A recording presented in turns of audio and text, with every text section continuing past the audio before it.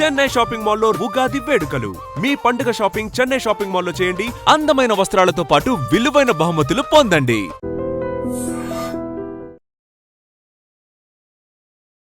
చాలా క్లోజ్ సర్కిల్లో కొంతమందికి మాత్రమే తెలుసు. వాళ్ళ ద్వారా తెలుసుకున్నాను. విజయ్ తల్లిగారు మాధవి బంగారం అంటారా అని, అంటే అంత మంచివారంట. చాలా సెన్సిటివ్ పర్సన్ అంట. చాలా సెన్సిటివ్. వారికి ఈ విషయం ఫస్ట్ ఎవరు చెప్పారు, ఎలా తెలిసింది, ఎలా కన్విన్స్ చేశారు? అది విజయ్ చెప్పిండు ఫస్ట్ నుంచి. అంటే ఇంకా వాళ్ళిద్దరు క్లోజ్గా ఉన్నారు, ఇంటికి అప్పుడప్పుడు వచ్చిపోవడం జరుగుతుంది. అది అది అంటే ఆ కెమిస్ట్రీ అర్థమవుతుంది కదా ఎవరికైనా అని కొంతవరకు. సో అది విజయ్ ద్వారానే తెలిసింది. వాళ్ళు ఇనిషియల్గా I don't know exactly the full detail. నాతో ఆమె ఎప్పుడు కన్సర్న్డ్గా ఎప్పుడు షేర్ చేసుకోలేదు. కానీ this is what he's thinking అది అన్నప్పుడు మేము ఓకే, ఇక వాడికి ఇష్టమైనప్పుడు మనం వాడి ఇష్టమే కదా ఏదైనా కదా అన్నట్టే అనుకున్నాము. సో అది త్రూ విజయ్ ద్వారానే తెలిసింది. సార్, ఒక సీరియస్ క్వశ్చన్ మీన్స్ ఏంటంటే, ఇప్పుడు ఇండస్ట్రీలో ఉన్న ట్రెండ్ ప్రకారం అడుగుతున్నాను. చాలామంది సెలబ్రిటీలు పెళ్లి చేసుకోవడం, తర్వాత సినిమా ఇండస్ట్రీలో ఉండి పెళ్లి చేసుకోవడం, తర్వాత ఇబ్బందులు పడడం మనం కళ్ళెదురుగానే చూస్తున్నాం. విజయ్ రష్మికని ప్రేమిస్తున్నాను, ఆమెనే పెళ్లి చేసుకుంటానని చెప్పినప్పుడు మీ ఫ్యామిలీ సర్కిల్లో కొంతైనా భయపడ్డారా? ఎలాంటి నిర్ణయం తీసుకున్నారు ఇనిషియల్గా?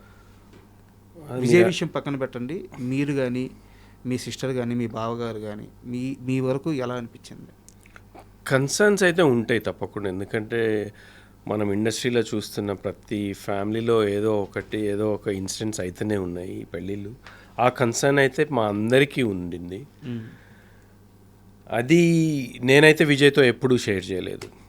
ఎందుకు మళ్ళీ ఈ సినిమా వాళ్ళనే చేసుకోవడము అన్నది నేను ఎప్పుడు వాడితో మాట్లాడలేదు. I never asked a question ఎందుకు చేసుకుంటున్నావు అన్నది. ఎందుకంటే that's not my business. Is a grown up man, వాడంతటా వాడు అన్నీ చేసుకుంటున్నాడు. అట్లాంటప్పుడు మనము ఆ కన్సర్న్ చెప్పడం కూడా నెగిటివ్గా బాగుండదేమన్నది ఐ స్టేడ్ అవే. ఇంట్లో అమ్మ నాన్న మాత్రం మాట్లాడినరు అన్నది ఒకటి తెలుసు. మళ్ళీ ఎందుకు, ఏమవుతుంది, ఎట్లా అది అన్నది. కానీ ఐ థింక్ వాళ్ళిద్దరిని చూస్తే నాకు ఆ డౌటే రాదు ఇప్పుడు. వాళ్ళు ఎంత హ్యాపీగా ఉన్నారు అంటే, మీరు పెళ్ళిలో చూసింటారు వాళ్ళిద్దరిది కాస్ట్యూమ్స్ కానీ ఆ గెటప్లో కానీ రష్మిక ఎనర్జీ చూసిన ఆమె అంటే సినిమా బ్లాక్ బస్టర్ హిట్ అయితే కూడా అంత సంతోషపడదు. అంటే నాకు ఈరోజు అంత హ్యాపీగా ఉంది ఆమె బిహేవియర్. ఆ 4 days ఎవ్రీ ఈవెంట్ టైం లేకుండా ఉన్నా ఒకదాని తర్వాత ఉన్నా కానీ ఆమె ఎనర్జీ చూస్తే హౌ హ్యాపీ షీ ఈజ్ అన్నది క్లియర్గా తెలిసిపోతుంది.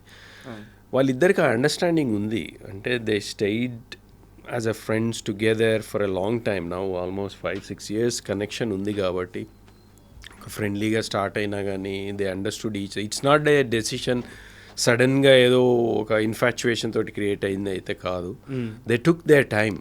Are we ready for this marriage? అయితే చాలా మెచ్యూర్డ్ పర్సన్స్. ఇప్పుడు రష్మిక అసలు బాలీవుడ్లో అంత సక్సెస్ అయింది, అమ్మాయి వెళ్ళి అంత యంగ్ ఏజ్లో అన్నది దాని వెనకాల అంటే కొంతవరకు విజయ్ గైడెన్స్ కానీ విజయ్ సపోర్ట్ కానీ ఆమెనే షేర్ చేసుకుంటుంది ఆ విషయాలు ఎన్నోసార్లు.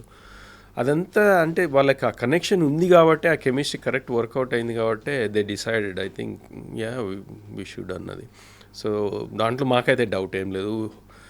ఇంకా తలరాత అన్నది మనం ఏం చెప్పలేం. కానీ I'm hoping, I'm wishing they stay together for ever and rest of their life హ్యాపీగా పీస్ఫుల్గా ఉండాలన్నదే నా ఒక కోరిక, మా అందరి కోరిక. ఇంకా అంతకంటే కావాల్సింది మా అందరి కోరిక సార్.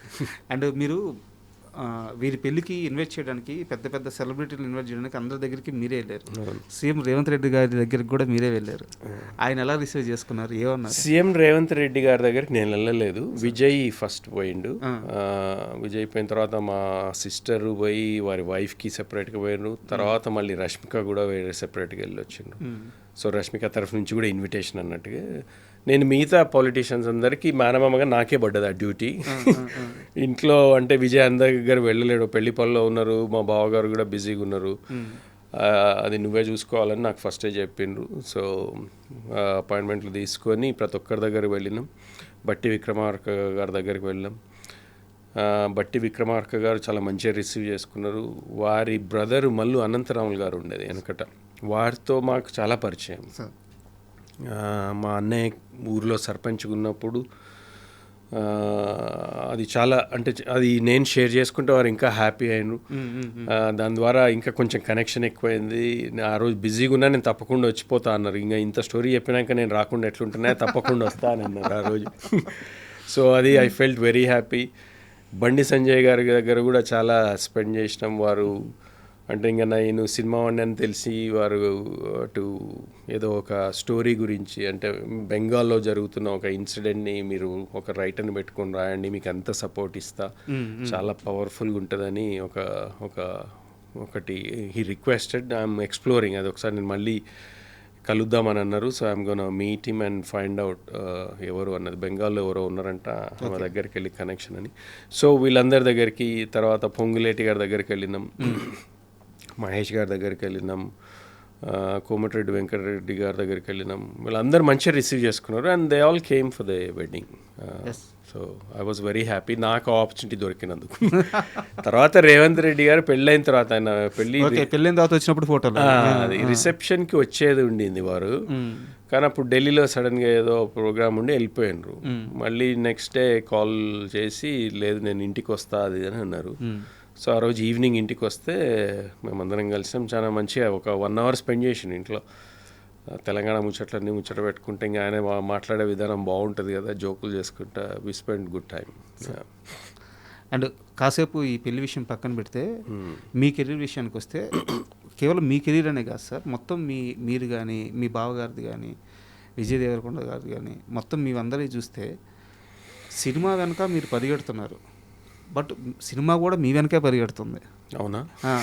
మీరు యాక్టర్ అవ్వాలని చెప్పి అనుకున్నారు, బట్ ఇంట్లో కుదరక యూకే వెళ్ళిపోయారు. అవును. బట్ సినిమా మిమ్మల్ని వదలలేదు, మళ్ళీ లాగేసుకుంది. అంతే కదా? నిజమే మీరు అంటున్నారు. నేను ఎప్పుడు అట్లా ఆ పాయింట్ ఆఫ్ వ్యూ ఆలోచించలే, కానీ ఇప్పుడు మీరు చెప్తుంటే అనుకుంటున్నాను నిజమే అయ్యిండొచ్చు. ఎప్పుడు యూకే వెళ్ళారు, ఎప్పుడు జాబు, ఎన్నేళ్ళ తర్వాత మళ్ళీ నిర్మాతగా వచ్చారు. నిర్మాతగా వచ్చిన తర్వాత మొన్నటికి మొన్న ఛాంపియన్లో అసలు మీ రోలు వీరయ్య రోలు ఎంత అద్భుతంగా వచ్చింది. సో నాకు తెలిసి నెక్స్ట్ క్యారెక్టర్స్ కంటిన్యూ అవుతూ ఉంటున్నాయి, చాలా బిజీ కాబోతున్నారు. I hope so. నాకంటే ఛాంపియన్ ఎక్స్పీరియన్స్ చాలా ఇంక్రెడిబుల్. అంటే నా మీద నాకు నమ్మకాన్ని కలిగించింది ఒక ఆర్టిస్ట్గా. ఎందుకంటే నేను I'm not a trained actor. నేను ఎక్కడ డ్రామా స్కూలు ఎక్కడ వెళ్ళలేదు. కాదంటే ఇక్కడ ఒకరి దగ్గర కొన్ని రోజులు డయలాగ్ డెలివరీ ఎట్లా అన్నది ఒక ఆన్లైన్ క్లాస్ కొన్ని రోజులు చేసిన, దాని ద్వారా కొంతవరకు ఉపయోగపడ్డది. కానీ యాక్టింగ్ అయితే నా అంతటా నేను ఆ యూట్యూబ్లు చూసి ఒక 2 పుస్తకాలు చదివి ఒక యాక్టర్ ఎట్లా ప్రిపేర్ అవుతాడు, ఒక క్యారెక్టర్ ఏంటి అన్నది అట్లా కొన్ని నేర్చుకొని ఛాంపియన్ చేయాల్సి వచ్చింది. ఛాంపియన్ ఆపర్చునిటీ కూడా అంటే ప్రదీప్కి ఎందుకో ఈ క్యారెక్టర్ కొత్త వాళ్ళతో చేయిస్తే బాగుంటుంది, వీరైతే బాగుంటారు అని అనిపించింది. నేను నన్ను అడగడం, నేను ఇమ్మీడియట్గా ఓకే అనడం. కానీ చాలా కష్టపడ్డా. అమ్మ శ్రీనే దానికి విట్నెస్. అంటే ఎగ్జాక్ట్లీ ఇదే మంత్లో స్టార్ట్ అయింది last year. Through out the summer మండు టెండలో ఊర్లో క్యారెక్టర్ కదా, నాకు ఇంకా బట్టలు కూడా ఉండవు. మొత్తం చెప్పులు లేకుండా ఒక దళిత వర్గానికి చెందిన క్యారెక్టర్ అది. దాన్ని అంటే ఒక సైలెంట్ బ్యాటిల్ ఆయనది ఆ ఊర్లో. ఆ రజాకర్ల గురించి ఆలోచిస్తూ ఆయనకేం వాయిస్ ఉండదు. వాయిస్ అంటే మాట్లాడలేడు, ఎందుకంటే అది అప్పుడు వెనకబడిన తరగతులు అని అంటాం కదా, అట్లా పాయింట్ ఆఫ్ వ్యూలో ఆయన క్యారెక్టరే అట్లాంటిది. ఒక ఇన్నర్ స్ట్రగుల్ ఉట్టి ఇమోషన్ తోటి మాటలు లేకుండా చూపించాలన్నది ప్రదీప్ ఐడియా. బట్ ప్రదీప్ గారి థాట్ ప్రాసెస్ నన్ను కూడా షాక్ గురి చేసింది. ఎందుకంటే ఇందాక చెప్పాను కదా, ఫేస్బుక్లో మిమ్మల్ని ఫాలో అవుతుంటారని చెప్పేసి. ఫేస్బుక్లో కానీ బయట ప్రెస్ మీట్స్లో కానీ వాటిలో చూస్తే మీరు చాలా స్టైలిష్గా కోట్స్ వేసుకొని ఫారెన్ లుక్లు అట్టుంటారు. మీలో వీరైన ఎలా చూడగలిగాడో నాకు అర్థం కాలేదు. ఏమో మరి చాలా బాగా పట్టుకున్నాడు. ఎవ్వరు కూడా ఇప్పుడు మా ఫ్రెండ్సే యూఎస్లో సినిమా చూసిన కొంతమంది, వాళ్ళు చూసిన తర్వాత ఫస్ట్ నేను ఇంట్రడ్యూస్ అయిన కొన్ని సీన్స్ తర్వాత కానీ వాళ్ళకు స్ట్రక్ కాలేదంటే నేనే అని. అప్పటి వరకు వాళ్ళు అనుకోలేదంట. ఆ ట్రాన్స్ఫర్మేషన్ బాగా చేసిన వాళ్ళు. అంటే నన్ను మొత్తం ట్యాన్ చేసి ఆ గెటప్ కూడా ఇట్లా మీసాలు పెంచుకొని ఇవంతా కూడా నల్లగా మురికి బట్టి ఆ బట్టలు కూడా అట్లనే ఉండి నేను బాడీ పెంచాల్సి వచ్చింది దానికోసం కొంతవరకు. అంటే అది ఒక వీరుడు కదా, ఒక వారియర్ టైపు. సో ఆ transformation I worked very very hard. అది ప్రదీప్ క్రెడిటే దాన్ని. అంటే ఆయన డిజైన్ చేసుకున్నట్టు దాన్ని నన్ను ఆ క్యారెక్టర్లోకి మోల్డ్ చేయడం అన్నది అది నిజంగానే అంటే నన్ను ఇట్లా చూస్తే ఆ క్యారెక్టర్ వీడియో ఎట్లా చేసిండో అనుకుంటారు. నిజమే అది. సార్ మనం ఈ ఇంటర్వ్యూ చేస్తుండగా ఒక గుడ్ న్యూస్ వచ్చింది, చెప్పమంటారా? చెప్పండి. మీ కూతురికి స్టేట్ బెస్ట్ అవార్డు అంటే ఓ వావ్, గద్దర్ అవార్డు వచ్చింది. Wow wow. ఎవరు మీ కూతురు? రష్మిక. రష్మిక గారు. Wow, congratulations. Thank you so much. The girl friend మూవీకి బెస్ట్ యాక్ట్రెస్ అవార్డు వచ్చింది. అమేజింగ్. పెళ్ళై ఒక 4 రోజులు కాలేదు, అప్పుడే ఇంకా గుడ్ న్యూస్ రావడం అన్నది అది చాలా ఇంకా మంచి హ్యాపీగా ఉంది మా అందరికీ. So I will definitely speak to her and message her. మొత్తం ఫ్యామిలీ అంతా ఒక పాజిటివ్ వైబ్స్ వస్తున్నాయి నిజమే. Thank you. కానీ ఐ థింక్ షీ డిజర్వ్స్ ఆ అవార్డ్. గర్ల్ ఫ్రెండ్లో ఆమె పర్ఫార్మెన్స్ చాలామంది మెచ్చుకున్నారు. అంటే అంత మెచ్యూర్డ్ పర్ఫార్మెన్స్, అంత యంగేజ్లో ఆమె చేయగలుగుతుంది అంటే she is extremely incredibly talented girl. So no wonder people are recognising. And ఆ సినిమాకి అవార్డు రావడం మాకే కాదు మొత్తం ఇండస్ట్రీ కూడా ఒక గుడ్ న్యూసే. So I congratulate not only Rashmika for the entire team of girlfriend. Thank you. And sir మ్యారేజ్కి సంబంధించి నా దగ్గర చాలా గాసిప్స్ ఉన్నాయి. గాసిప్సే అవి నిజాలు కావు, మీరే అంటున్నారు గాసిప్స్ అని. సో అదే వీటిలో ఏవి గాసిప్స్ ఏవి నిజం మీరే చెప్పాలి. అండ్ ఫస్ట్ ఆఫ్ ఆల్ నా దగ్గర కెన్ ఐ సే ప్రతిదానికి నో కామెంట్ లేదు, ఏదో ఒక సమాధానం కావాలి. అండ్ చాలామంది చెప్తున్నది ఏంటంటే మొత్తం ఈ పెళ్ళి ఈవెంట్స్ అన్నిటికి కలిపి ఒక 15 కోట్ల దాకా ఖర్చు పెట్టారు ఈ జంట అని చెప్పేసి చెప్తున్నారు. ఎంత అయిందో నాకు తెలియదు, నేను లెక్క అడగలేదు, ఇంకా ఛాన్స్ దొరకలేదు. We're so busy, just you know ప్రతిరోజు ఏదో ఒక ఈవెంట్లో అంత బిజీగా ఉన్నప్పుడు ఖర్చు గురించి ఎక్కడ వెనకైతే ఆడలేదు. ఎంత ఖర్చు అయిందన్నది నాకైతే తెలియదు.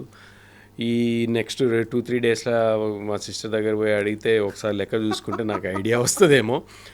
కానీ మీకే తెలుస్తుంది, అంటే ఒక గ్రాండ్ వెడ్డింగ్ అయితే అయ్యింది, ఖర్చుకు వెనకాడకుండా ఖర్చు పెట్టిండ్రు. అది ఎంత అయిందన్నది నాకు ఐడియా లేదు.